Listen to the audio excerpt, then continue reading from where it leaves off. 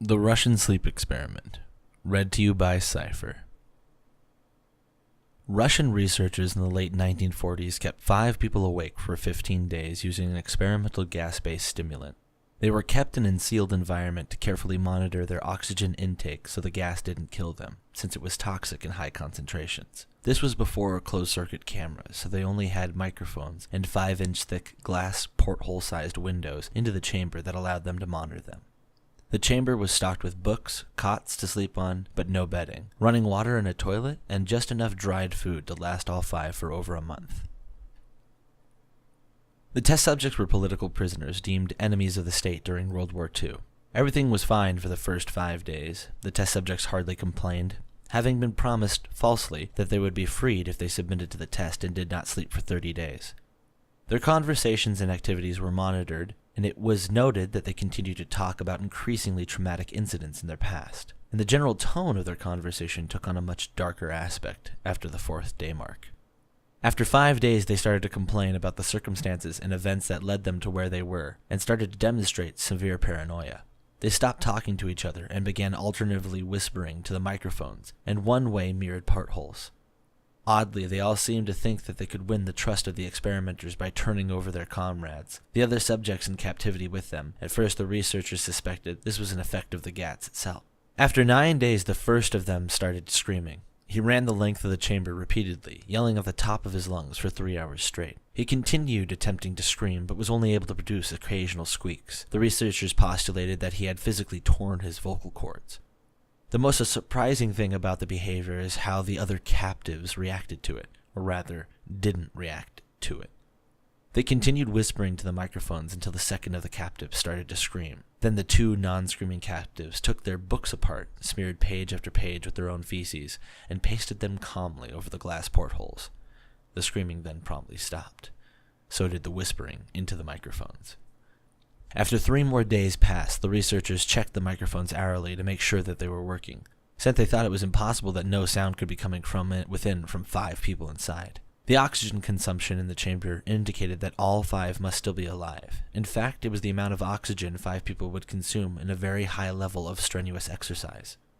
On the morning of the 14th day, the researchers did something they said they would not do. To get a reaction from the captives, they used the intercom inside the chamber, hoping to provoke any response from the captives they were afraid were either dead or vegetables. They announced, "We are opening the chamber to test the microphones. Step away from the door and lie flat on the floor, or you will be shot. Compliance will earn one of you immediate freedom." To their surprise, they heard a single phrase in a calm voice respond, "We no longer want to be freed." The debate broke out amongst the researchers and the military forces funding the research. Unable to provoke any response using the intercom, it was finally decided to open the chamber at midnight on the 15th day.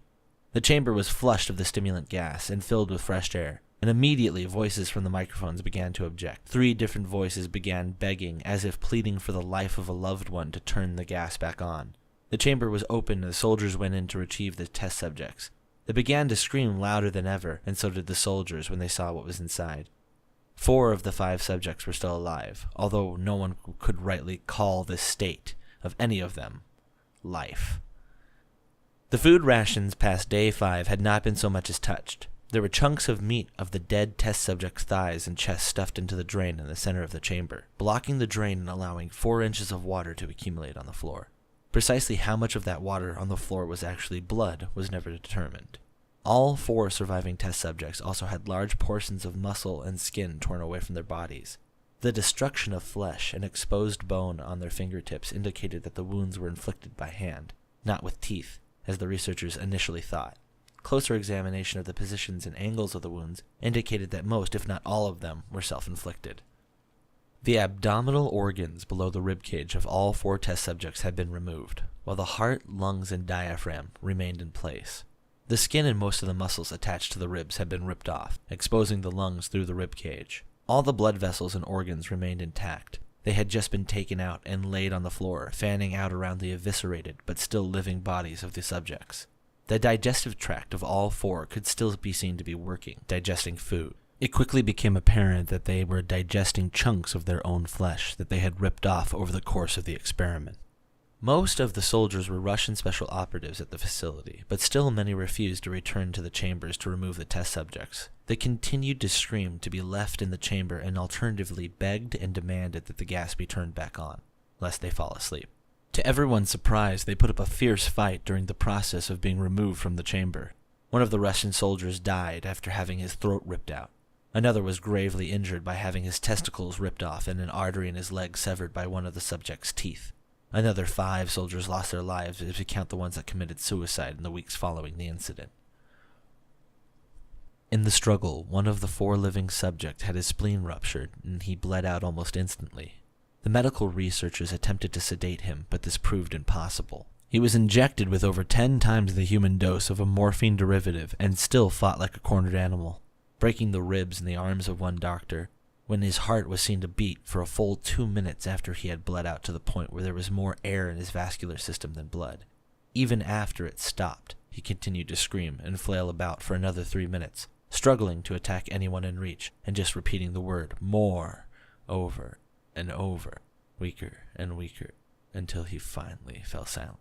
The surviving 3 test subjects were heavily restrained and moved to a medical facility. The 2 with intact vocal cords continuously begging for the gas, demanding to be kept awake. The most injured of the 3 was taken to the only surgical operating room that the facility had. In the process of preparing the subject to have his organs placed back within his body, it was found that he was effectively immune to the sedative they had been giving him to prepare him for surgery. He fought furiously against the restraints when the anesthetic gas was brought out to put him under.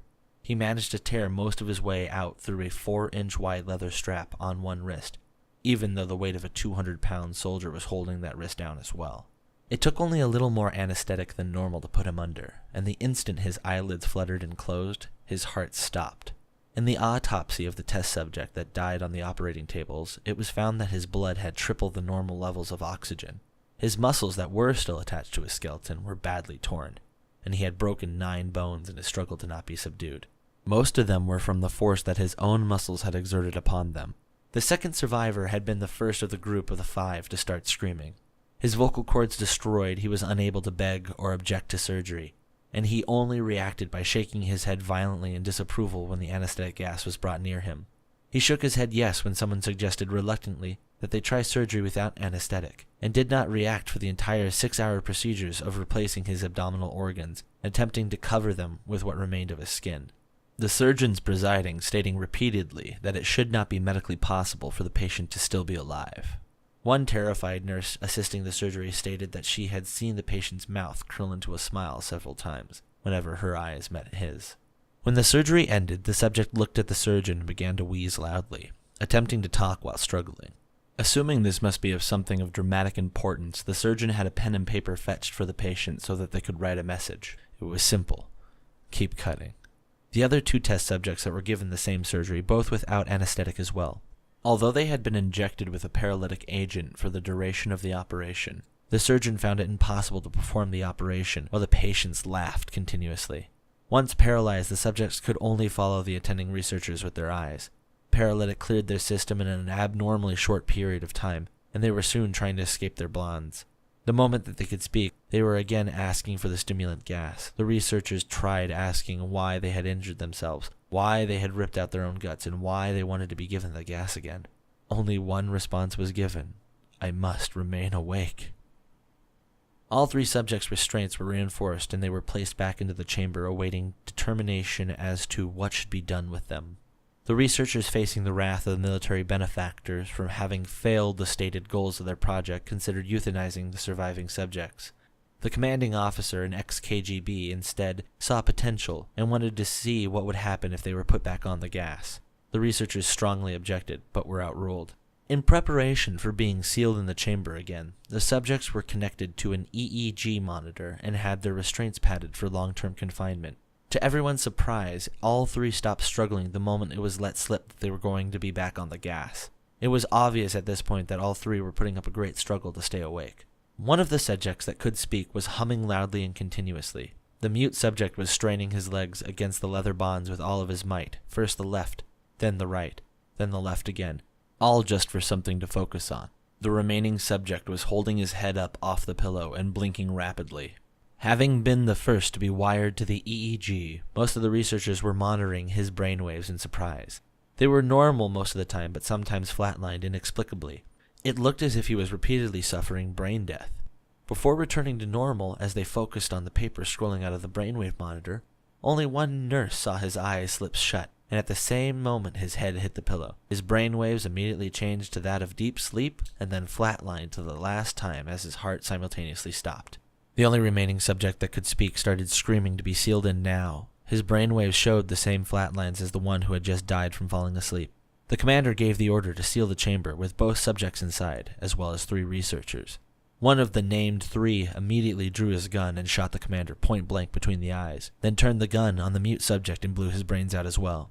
He pointed his gun at the remaining subject, still restrained to the bed, as the remaining members of the medical and research team fled the room. "I won't be locked in here, not with these things, not with you!" he screamed at the man strapped to the table. "What are you?" he demanded. "I must know!" The subject smiled. "Have you forgotten so easily?" the subject asked. "We are you. We are the madness that lurks within you all, begging to be free at every moment. In your deepest animal mind, we are what you hide from in your beds every night. We are what you sedate into silence and paralysis when you go into that nocturnal haven where we cannot tread." The researcher paused, then aimed at the subject's heart and fired. The EEG flatlined, and the subject weakly choked out. So, nearly free. The end of the Russian sleep experiment. Read to you by Sypher. Thanks for joining us.